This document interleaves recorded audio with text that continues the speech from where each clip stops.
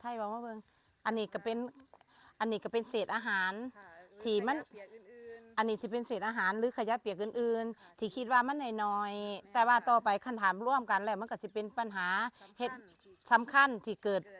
การเลื่อนกระจกที่ให้เกิดเฮ็ดให้เกิดการเลื่อนกระจกแม่นค่ะอันนี้ก็คือเศษอาหารหรือ